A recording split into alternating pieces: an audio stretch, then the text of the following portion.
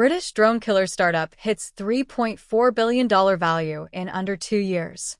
A British air defense startup that did not exist until late 2024 just landed a $300 million funding round that values the company at $3.4 billion, a valuation that puts it on par with established defense primes despite having built its first missile from a blank sheet of paper less than 2 years ago.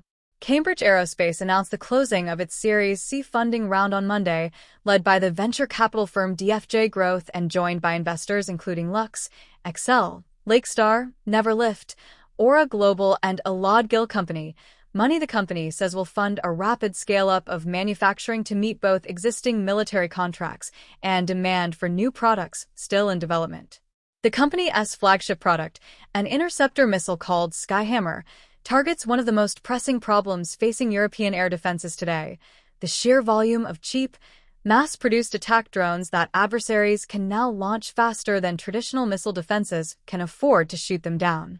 Skyhammer is a tube-launched, radar-guided interceptor roughly 18 kilograms 40 pounds in weight and under a meter 3.3 feet long, powered by a small turbojet engine that pushes it to speeds of up to 700 km/h 435 miles per hour across a range of more than 30 kilometers 19 miles, fast enough and far enough to intercept Iranian-designed Shahed-style drones. The same low-cost, propeller-driven kamikaze aircraft Russia has fired at Ukraine by the hundreds in a single night before they reach their targets. What separates Skyhammer from a conventional surface-to-air missile is price.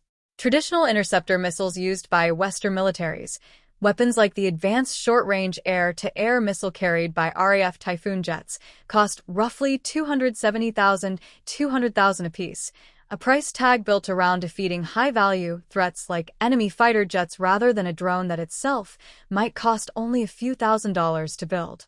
Cambridge Aerospace has said publicly that it designed Skyhammer to close that gap, targeting a unit cost in the tens of thousands of dollars, roughly 1% to 2% of what a traditional interceptor costs, specifically so that shooting down a cheap drone does not require firing an expensive missile that costs many times more than the target it destroys.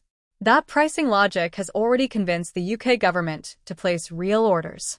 The UK Ministry of Defence announced in April that it had contracted Cambridge Aerospace to supply what officials described as a significant number of Skyhammer interceptors and launchers to British forces, with a deal first unveiled by Defence Secretary John Healey at the London Defence Conference, and initial deliveries scheduled to begin as early as May, with a full order completed within 6 months.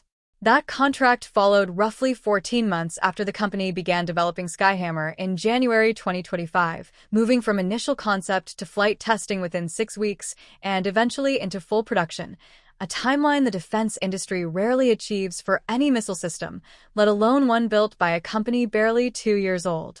The London Defence Conference contract was not Cambridge Aerospace's only recent win from the UK government. In July, the Ministry of Defence awarded the company one of 3 contracts under a new initiative called the Low-Cost Effectors and Autonomous Platforms Program, known as LEAP, a 5-nation effort involving the UK, France, Germany, Italy, and Poland aimed at jointly developing affordable interceptors and unmanned systems that can be produced at scale across allied nations. Cambridge Aerospace, along with fellow British firms Frankenberg Technologies and Green Jets, split a combined $4.2 million, $3.16 million under the program's UK arm, called the Low-Cost Air Defence Effectors Initiative, with each company developing and trialing its own interceptor design ahead of demonstration trials later this year. The UK Ministry of Defence has cited Russia's drone bombardment of Ukraine as direct justification for the urgency behind the program, noting that Russia launched the equivalent of more than 200 drones per day into Ukrainian territory during March 2026 alone, a rate of attack that has exposed just how badly traditional, expensive air defenses can be overwhelmed by sheer volume. Cambridge Aerospace's rapid rise traces back to a leadership team built around a mix of academic, military, and startup experience. CEO Stephen Barrett previously led aerospace research at MIT before moving to the University of Cambridge. Chief Commercial Officer Chris Sylvan spent more than a decade serving with the Royal Marines before working in emerging defense technology, and co-founder Junaid Hussain has founded multiple technology companies. Former UK Defence Secretary Grant Shapps now serves as the company's chairman, a role cleared by the UK's official watchdog on post-government business appointments. Cambridge Aerospace says roughly two-thirds of its more than 250 employees work in technical and engineering roles, and the company has already expanded its footprint into Germany, Poland, Norway, Ukraine, and Australia, alongside its home base in the UK. Cambridge Aerospace CEO Stephen Barrett framed the new funding as validation of the company's mission and its pace of execution. This raise is testament to the incredible work of the entire Cambridge Aerospace team. By bringing together the best talent in the world with a singular mission to protect Allied skies from threats, we have achieved a huge amount already. The addition of these funds will allow us to continue to scale our manufacturing and our delivery to meet the pace of threats and the needs of allied nations, said Barrett. DFJ Growth founder and managing partner Randy Glane, whose firm led the new funding round, pointed to the company's technology and team. Cambridge Aerospace is solving one of the most pressing challenges of modern warfare. They have developed an affordable and accurate counter-UAS system for eliminating the inbound threats and battlefield chaos caused by low-cost aerial attack drones. We surveyed the global landscape and identified Cambridge as having the best team and technology to build the most advanced and modern air defense infrastructure for Europe and its allies, said Glane.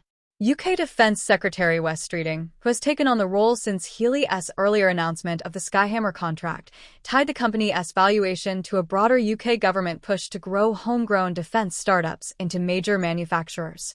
This valuation is a great vote of confidence in Britain. Cambridge Aerospace's Skyhammer is an example of the low-cost interceptor missiles our armed forces need to deter adversaries and keep our country safe. It is exactly what our unicorn scheme is designed to create: British startups scaling into billion-pound companies, creating skilled jobs, cementing the UK's position at the forefront of defence innovation, said Streeting.